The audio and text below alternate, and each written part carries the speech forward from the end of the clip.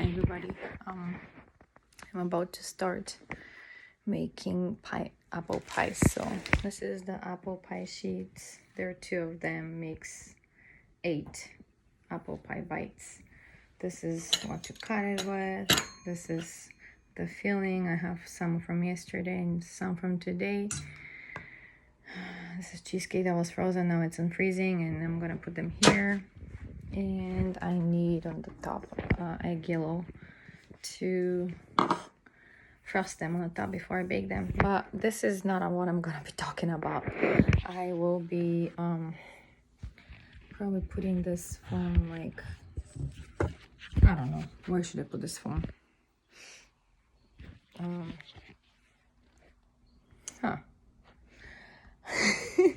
It doesn't really matter. I'll probably put it here like this. But yeah, can you hear me? Okay. So I'm gonna call this video Japanese Interrogation Part 2, and then it will be probably Part 3 because the story continues. Okay, if anybody out there cares, really, this is a story I started yesterday, or was it yesterday or last video? And so this is the continuation of it. Okay, so my hands are washed, by the way, so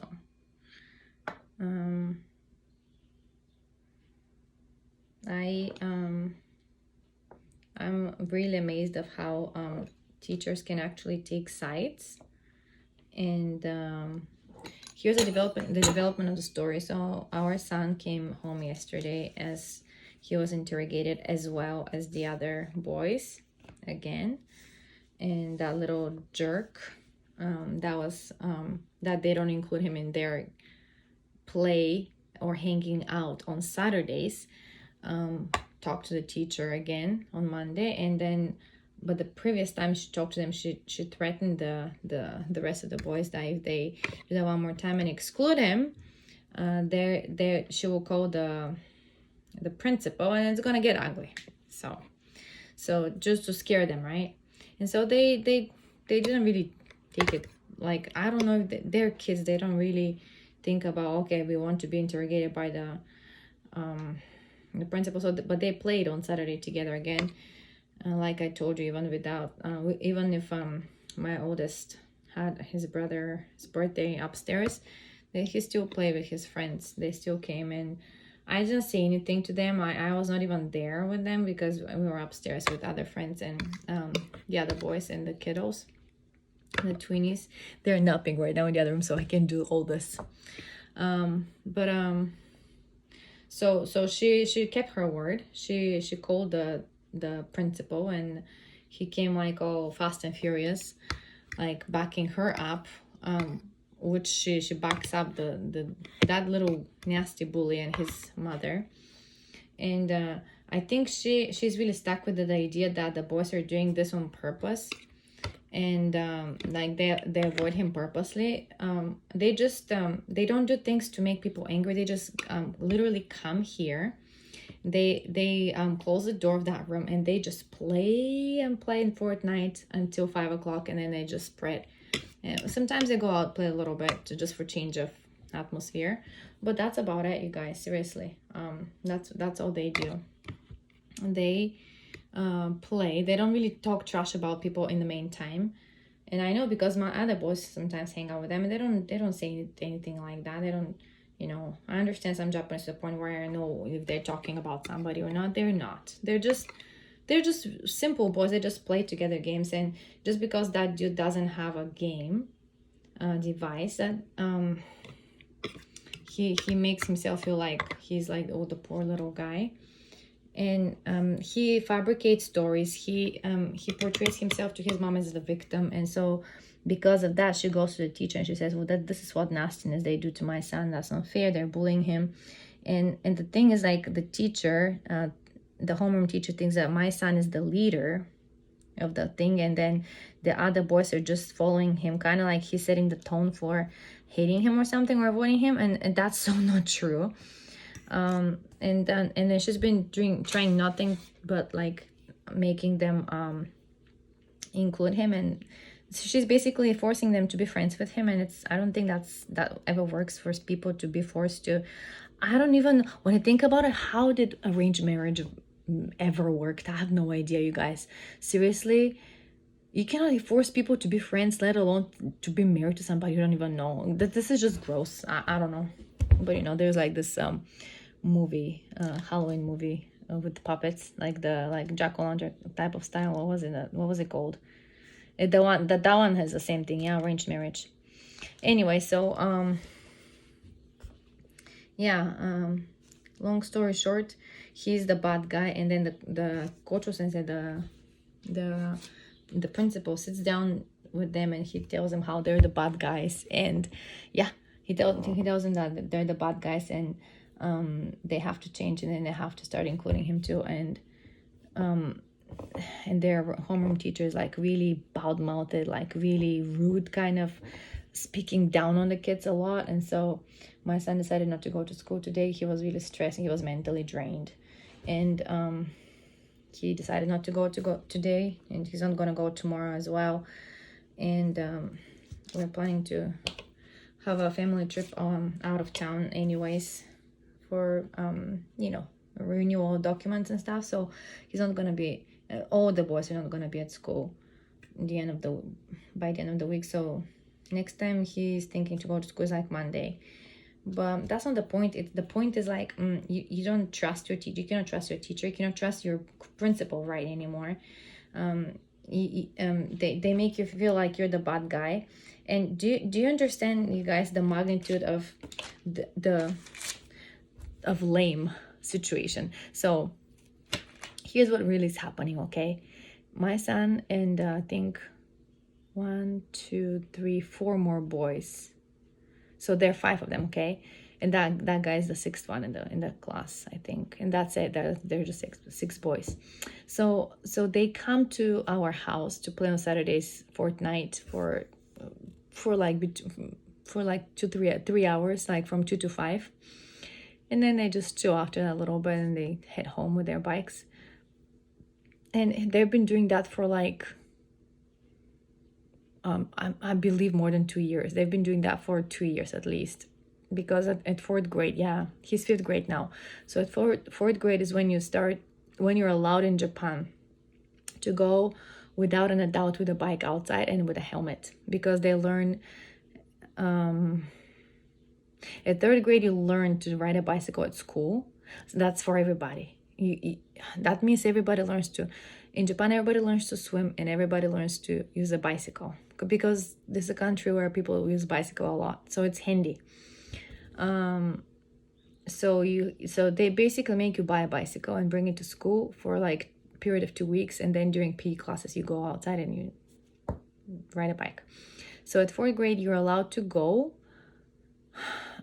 You could learn, like my boys learned to ride bicycle very early, and so they had like a little bicycles, but you always have to have an adult with you.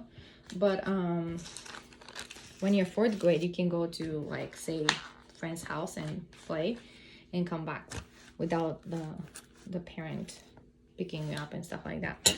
So I think they started from last year, and last year they had a different teacher. He was a male, and I don't know, they didn't really have that problem. Like I don't remember having a problem with like the boys coming here playing and then somebody coming behind the bush to spy on them and tell the teacher, oh, they didn't include me, kind of thing. No, there was no such thing.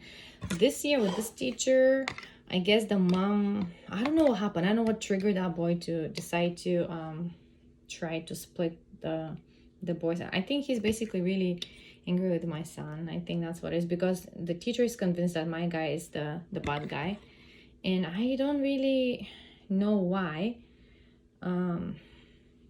The other kids are just as big mouths, and they're like very lively, very outgoing boys, and just one of them is maybe a bit more timid, but yeah, they're just great kids. And that little weasel, I will call him from now on, because I just really, really, really had enough of that little dude. And his mom are making everybody's life nasty. It's like basically, basically he's spying on if the boys are playing together, and then he reports to the mom. The mom reports to the teacher, or he goes to the teacher, and then but I don't see how is that a problem with the teacher, because it's a Saturday thing. It's a Saturday thing. It's every Saturday, and so deal with it. Go make other friends and leave them alone. You know.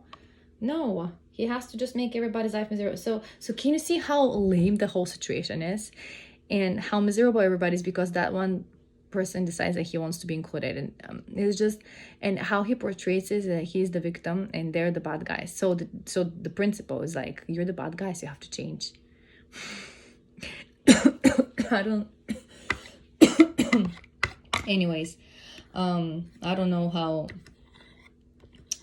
that could happen, but anyway, so the homeroom teacher of my son calls this morning, and because when if your kid doesn't go to school in the morning, you have to call. So the father called, and it was a different teacher who took the call, and he just informed him that my son is not going to go to school today, and that was it. But then she called back and she asked what happened, and the dad just our board just said, the father said that, well, our son doesn't want to see you right now, and so he's not happy mentally, physically, like he's drained, and he doesn't want to see your face right now. And so she said, okay, she's gonna call back at 4.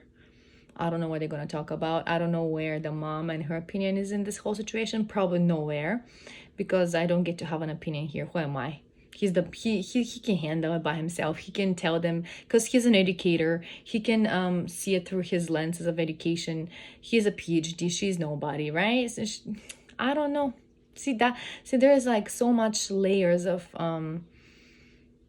frustration, and it's a very real thing. Like I'm to the point where I just want to go and ring to the bell of that house and just tell her and just hiss at that lady, just leave my son alone, or else. Seriously, I'm to there, because you can handle only so much. It's like either they're leaving this community, or I'm living with my kids. I'm to that point now, and it's been years and years and years. He's made my son cry for years, like with his how he talks down on people, and how he fabricates lies, and make himself like being the great dude, and the others are like whatever jerks. And yeah, I'm not okay with that. I'm not okay with my kids being bullied like that, and not feeling comfortable in their own space on a Saturday when it's not even a school day. They don't only have to deal with him during the school days, but they also are forced to include him in their play while the weekend is going on. I don't think that's fair and square. I don't think in any country, anywhere, that's acceptable. And on the top of that, they had the ability to make the people, other people, guilty, and that they're the victims. This is like, wow, this is like a skill. If you have that skill, but everybody hates them anyways. I don't hear any good things about that mom from anywhere. I have only one Japanese friend I can tell that she's my friend, and she told me that she has a friend who hates that lady. I don't know that lady so much. I don't really know much about her. I don't judge her. I just know she's pregnant with her 9th kid right now presently, and she has 2 kids from another marriage that are grown up. So altogether, she's been giving birth pretty much all her life for 11 years, like to 11 kids. So yeah, all her life probably she was just pregnant all the time, and none of my business. But you see that also plays a very big role, because once you have so many kids, you cannot really. I mean, I have 5, and I feel like I need to spend time with each individually, so they know that mommy cares, mommy loves them. I don't think she does that even. I don't know, because she works. So I don't know, guys. I don't know what to tell you, but this is escalating to the point where, like, my sister talked to my son last night over the phone, and I am old-fashioned person. I have the brush that glazes them like very gently and slowly and quickly, but I like to touch the stuff, so I am doing this with a finger. Sorry, it's just me. It's not like I don't have the brush. I know how it looks like. my babies play with it all the time, and I'm like, oh, I have this, but you know what, I like to feel it. Like, even growing up, I always like to feel and taste and touch the stuff that I'm making. Right now I don't really taste unless we have leftovers from the cheesecake and the apple pies. I pretty much know how it tastes, so I don't do that. But like, if I have to brush it over with some egg yellow, I'll do it. And then if I have any extra egg yellow, I'm thinking to apply to my hair today a little bit of strength, because it's getting colder outside and chilly. It's really chilly in the mornings and the evenings. We use the AC to warm up the room, and before bath for the babies as well. But it's cold, so the hair is not like receiving the same amount of sunshine and vitamin, and it gets really weary. And so, oh, I think I'm gonna make one more.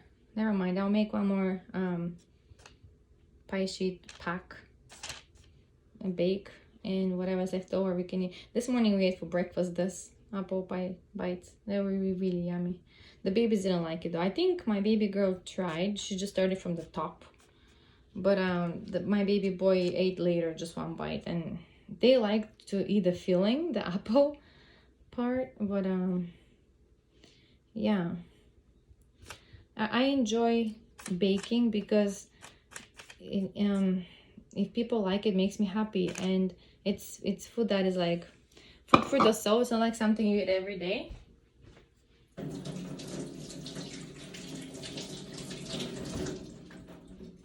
So yeah, let me just put this in the oven real quick.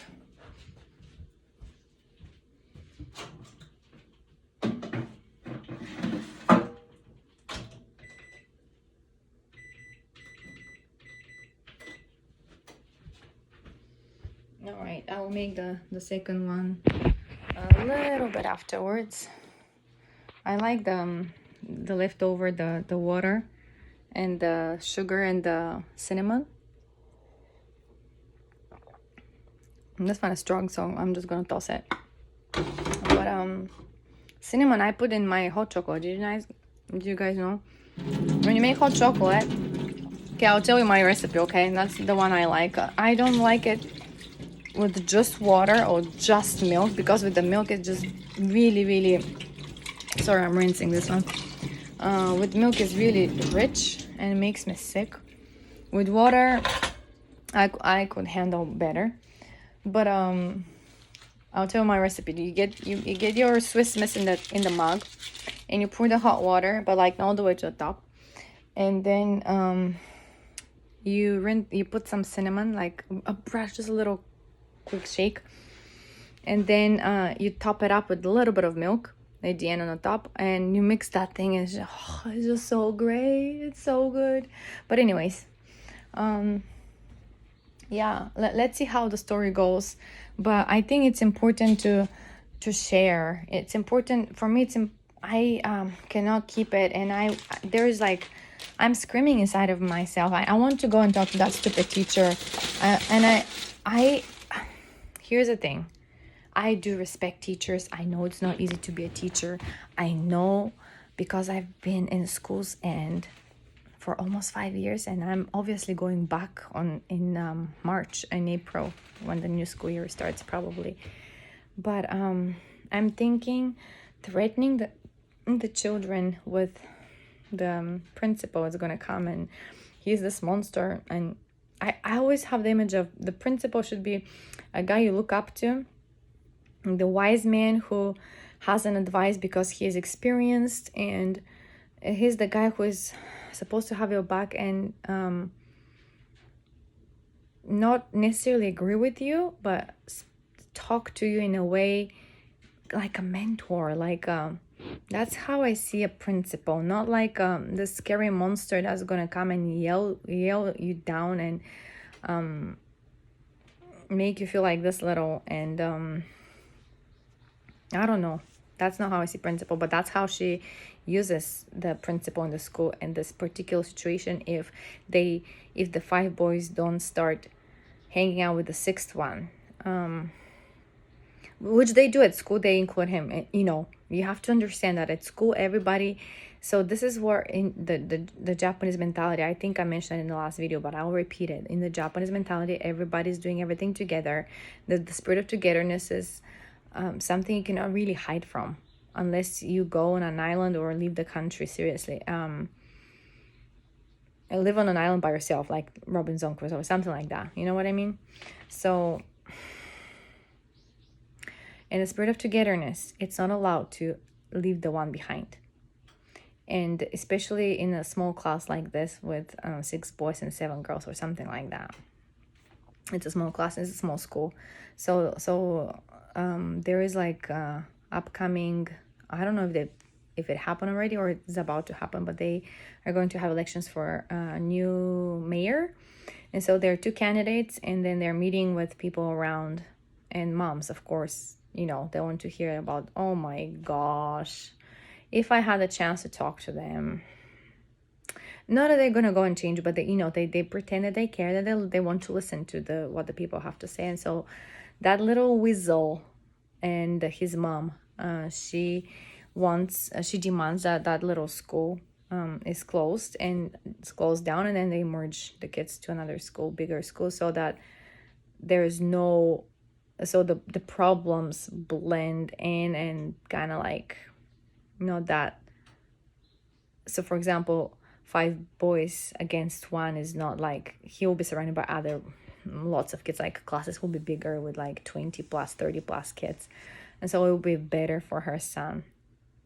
It will be better for her son. But how about the rest of the parent body?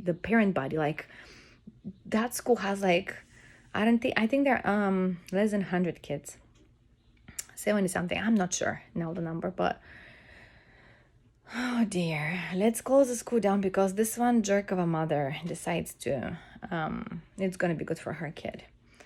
But the other mothers, from what I hear, is they think it will be good for the family, for her and for her family, if they just leave the area. I think we'll be happy about it. But hey, listen, you guys, I'm not like I call her jerk of a mother, but I also don't know the whole situation. I don't know their everyday life. I don't know her struggles. I don't really know what she's going through, and I think as a mom, she's probably trying to do the best for her kid. That's what every mom does, right? I don't know, but she involves way too many people, and she gets the school on her side, and I don't think that's right. And what is really frustrating for me, and like I cannot really believe, is like how the homeroom teacher takes her side as well, and how